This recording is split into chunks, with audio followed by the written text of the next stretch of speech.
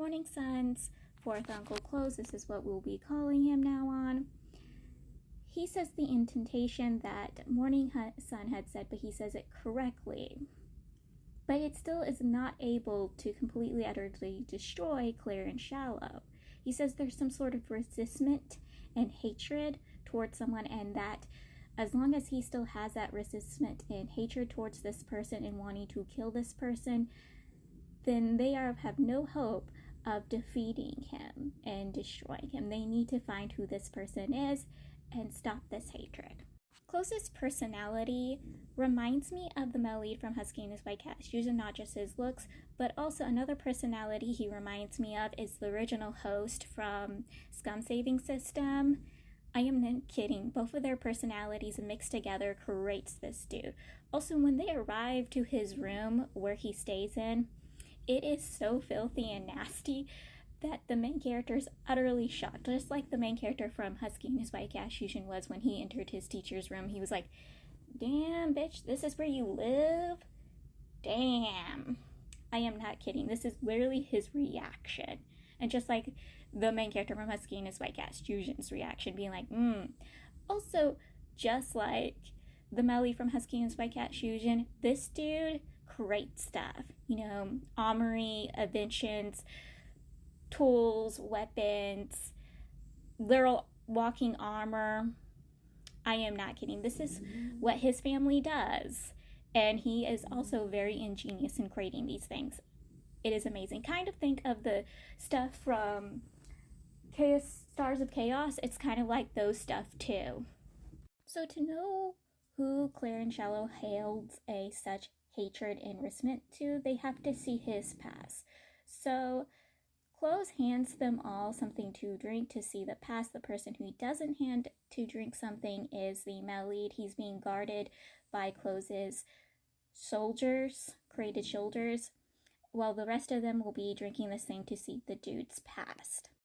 I won't have this question, but is Remnants of Filth in the same universe as Husky and His White Cat Fusion? Because I never saw anyone talk about it. Is it the same way as Pureless is in the same universe as Thousand Autumns? And the reason why I have this question is because the butterfly bone is literally in this universe. It is in this universe. Clear and Shallow's mom was a butterfly bone. That is why his parents were killed, because the people wanted his mother's body. They literally killed his parents over that. That's why his parents traveled everywhere and tried to stay hidden. And they tried going after Clear and Shallow and his brother because they were hoping those two were both butterfly bones too. But they weren't, and they were still going to kill them. The Emmy country's state proctor had came across this scene and killed all of these men and saved Clear and Shallow and his younger brother.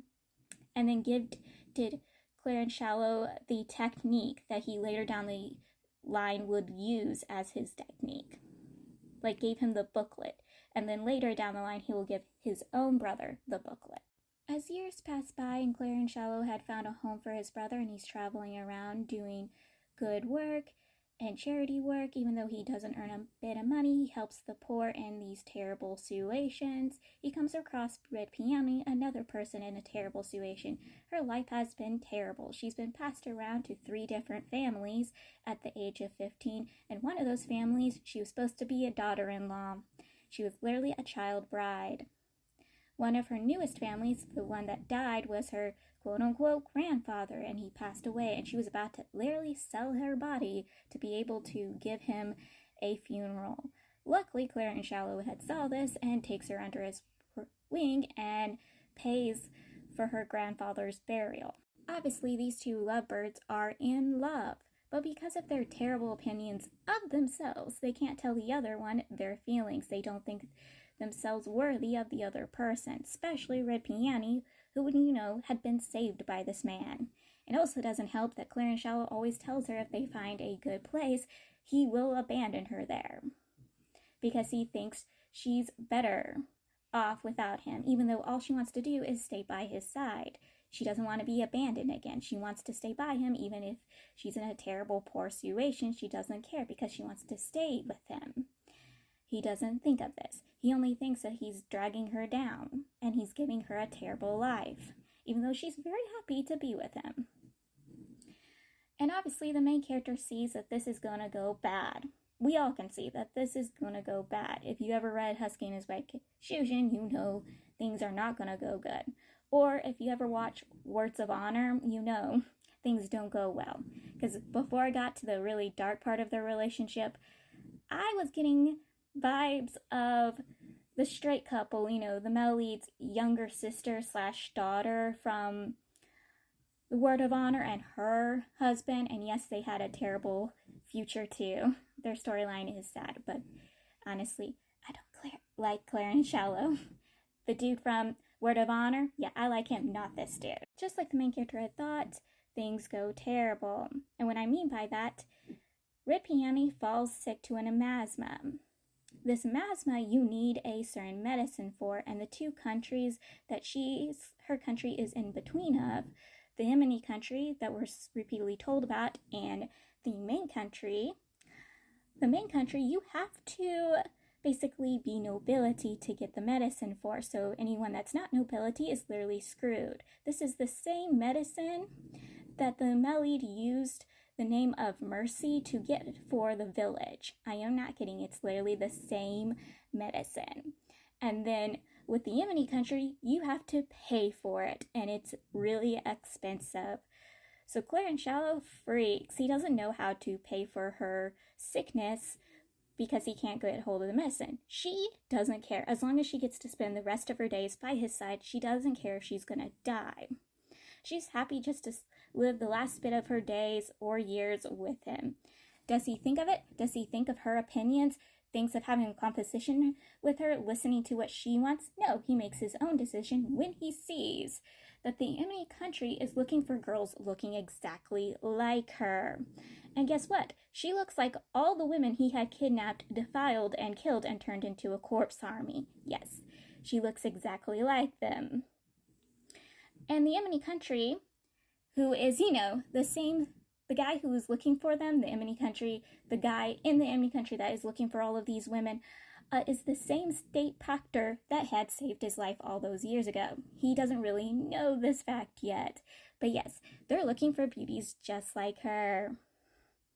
Just like her. So he goes to her side after gifting her a peony and tells her that he's abandoning her, that he is selling her off again. Obviously, she is heartbroken by this and begging him not to sell her because, again, this will be the fifth time she's been sold to somebody else. Yes, he technically bought her, and now he's selling her off. And he's acting like he's doing it for that he's doing this for selfish reasons, which honestly he was. He lied to her, basically saying he didn't love her, care for her. He wanted her off of his back. He didn't want to spend the days of poor. He didn't want a nagging hag at his side dragging him down. He literally lies to her. Instead of telling her the truth and letting her have her own choice, he decides to make the choice for her and selfishly sells her because he thinks this will be better for her because she will get the medicine she needs.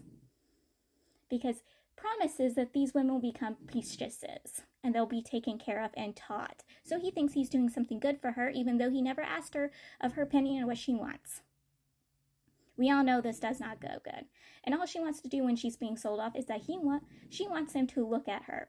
But he doesn't. He just walks off with his money and doesn't give her 1 ounce of a look.